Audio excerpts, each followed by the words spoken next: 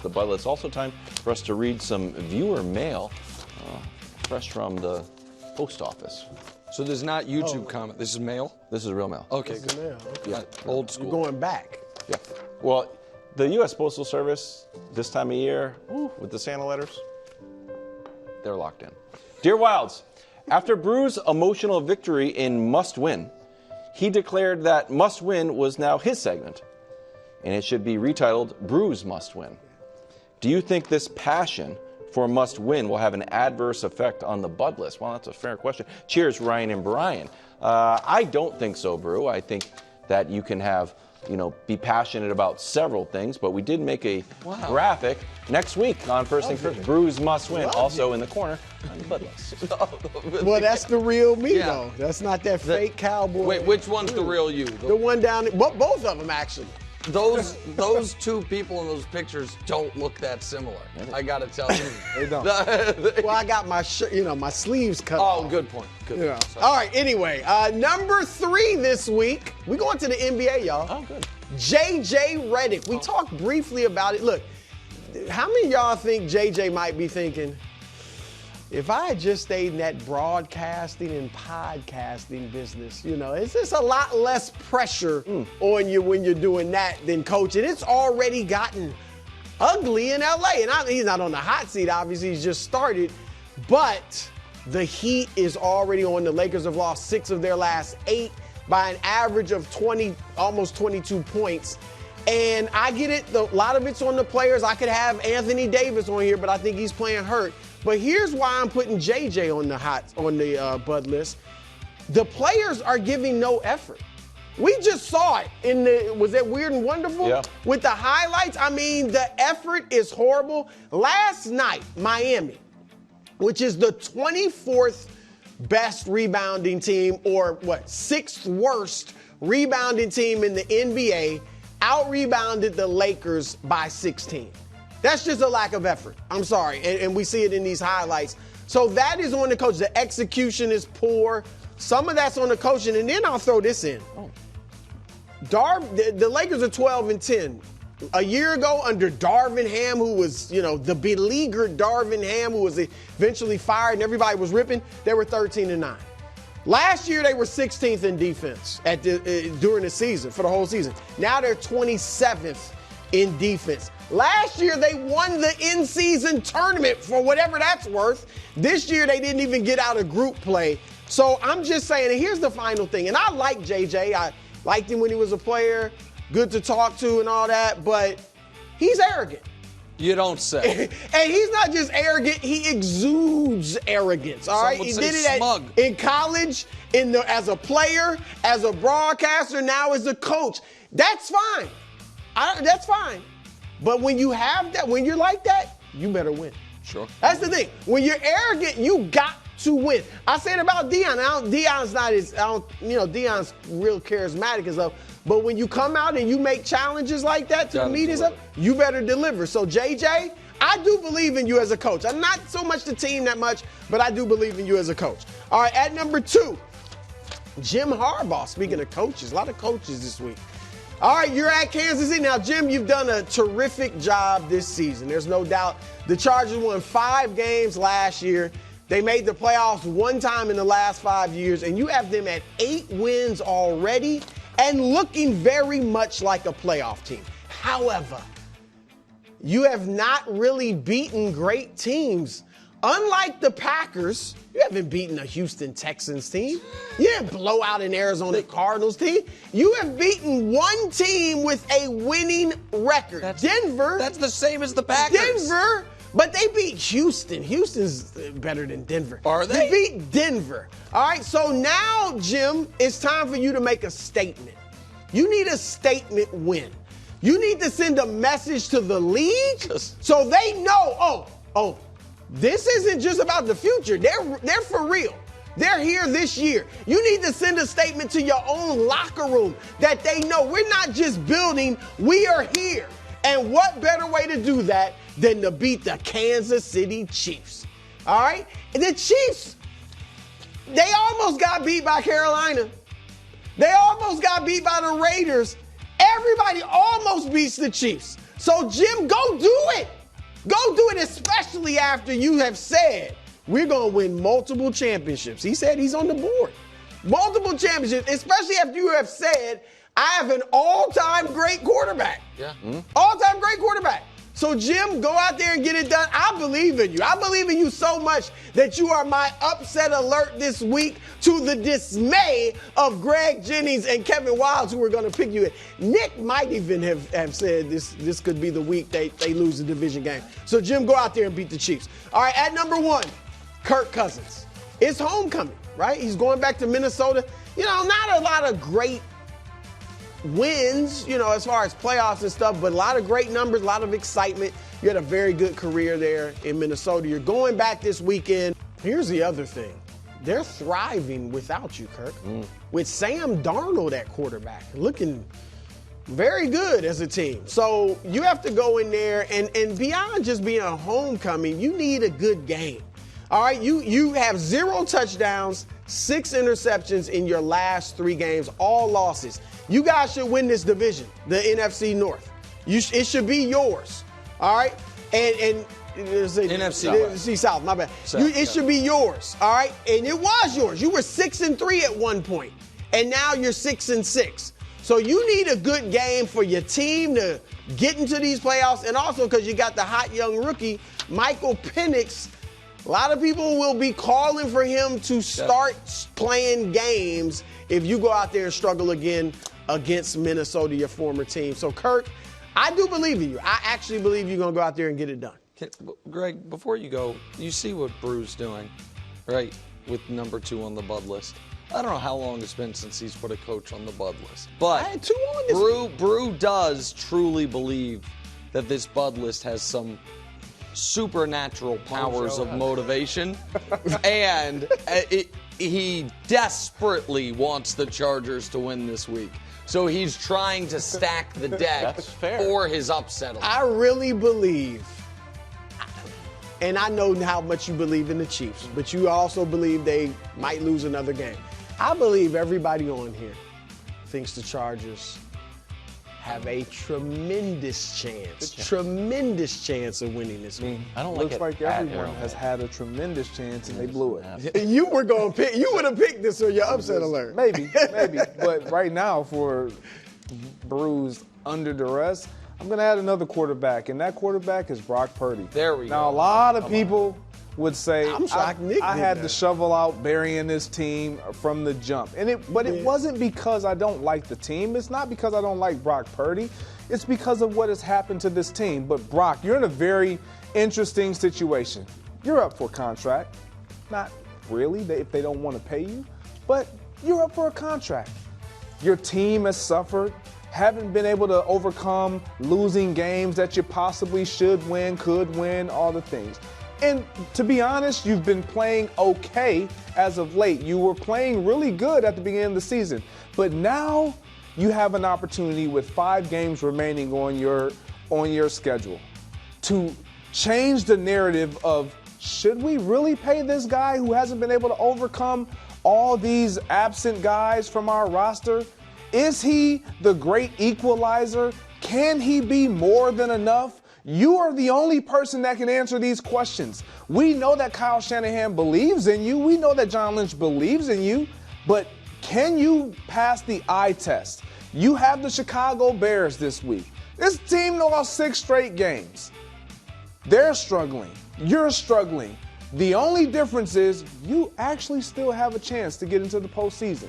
And the only way you will make it, your team will be a representation of the NFC in the postseason, is if you overcome your adverse situations. You can't be this guy that we've seen all season long, who's been average. When you look at your numbers, your ranks against other quarterbacks, like, this can't be who you are.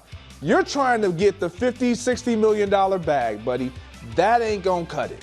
So, Brock, I'm not gonna say I believe in your team because of the injuries, but I'm starting to believe in you. And I believe that you're better than what you've been as of late. Go out there and get it done. I was about to say I saw Nick over there cheering until like that last sentence. Greg's or just two. trying to be nice. I mean, Look, Greg. it's an encouraging, Yeah, you're motivating. encouraging and motivating segment. It's true though. like it's true in that if he goes out over these next 5 games and is like great without the weapons that are missing, then that I would think they'll have no doubt about that. He will quiet almost every critic but one. If he goes out there and he's great and they win and they don't even have to win the division. They just, you know what I mean? Oh, they got to make the play. I'm saying they don't. No, that's what I'm saying. Yeah, I don't even think they have to make the playoffs. They don't even make the playoffs. He plays well. They don't fall apart. Right. That would mean he something. Plays great. But I'm just curious for the group. Would the opposite mean anything?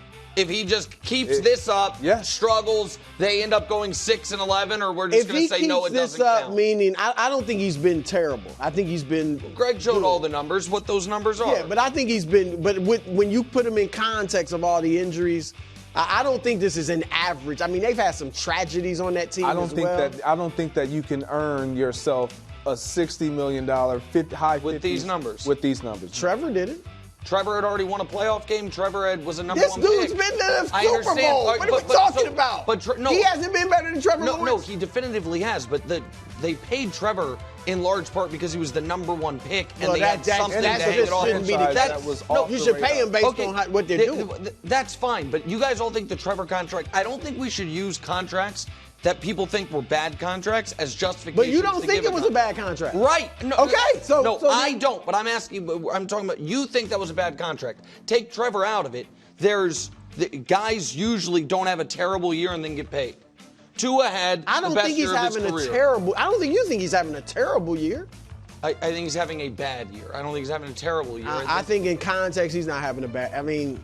Well, I don't want to argue about Brock Purdy because that's not what I do here. It's time for the sports media. Wow. Where's the enthusiasm? Why? Because it's a segment within Brou's segment that you've carved out for yourself. Does it bother you, Brou, or do you like it? I kind of like it. Wildes is upset because he thinks he's the only one who can kind of carve out a When do I carve out stuff? The intro. I'll get rid of the intro. I and then when I get rid of the intro, you're like, oh, where's the intro? You didn't try. Time now for the sports media ombudsman. I got a letter from. No, there's no letter for it. I don't need all that. So this week, I am putting groupthink. Groupthink? In the form of NFL awards voters. Okay. Under duress. Because now, I mean, that is Brou's ballot image, but Brou, this is not you. I mean, I'm not. Well, why am I the one on the I don't know, man. Ask Hubs. I'm not in charge of the graphics department. Because at some point, we need to be the change we want to see in the world. Yeah.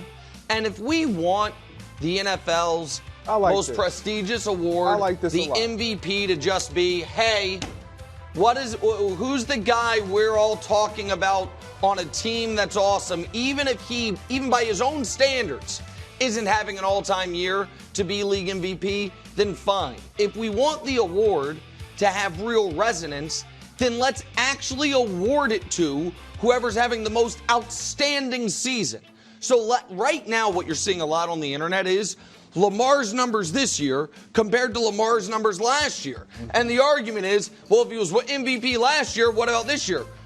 But the real argument should be is, are we sure he should have run away with it last year? 50 voters, 49 said Lamar was league MVP, when statistically, it's probably the 3rd best season of his own career, maybe the 4th best season if you include this one. Right now, I fear something similar is happening with Josh Allen when I see him win Player of the Week for a game he threw 140 yards because he caught a touchdown pass. I mean, it's pretty But except it's catching a touchdown pass, if like the running back threw it to him, is one thing. Getting the lateral and running it in. So here's the context I'm putting it on. Here's Josh's season against a quarterback that we've all said is having a down year. What's wrong with him? When are we going to see the old Mahomes? Now, I know what people are going to say, the turnovers. Mahomes has 11, Josh has 7. Fake reception fake reception TDs, he's winning. And again, I'm a Josh Allen guy this year. But if interesting, you left passer rating off of there. What? I don't build the graphics. What was that? What is the total touchdowns? I'm not trying to be sarcastic. The total touchdowns, 20 to 26.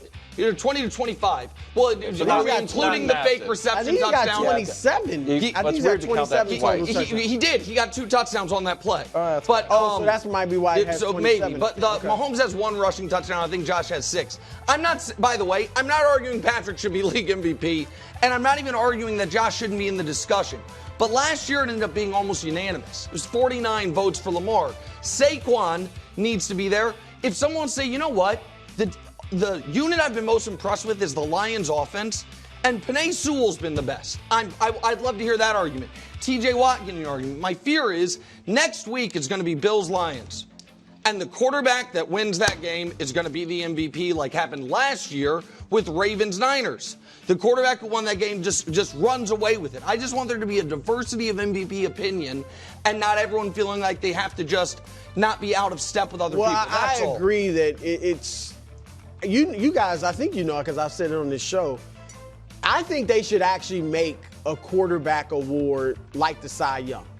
Call it Tom Brady Award, Peyton Manning Award, whatever, where that's for the quarterback. It's not bad. And then the MVP could be a quarterback, but it's for anybody. Yes. Like just like baseball. Just like Cy Young win could, MVP. right. Like yeah. I totally agree with that. Here's where I just disagree with you. And I think Josh having a great year. Well, that's the thing. You are right. His numbers, I mean, you just showed them. They're only a little bit better than Mahomes, who we know isn't having a great year. But when you watch him, you watch their games. I mean, we talk about he's a one-man show. With no disrespect to the other guys, he is doing so much for that team kind of by himself. And that's where I think he's got the slight edge. But like I said, if Saquon breaks Dickerson's record, then I think Saquon just very quickly, last point, because I thought Lamar probably was the MVP last year.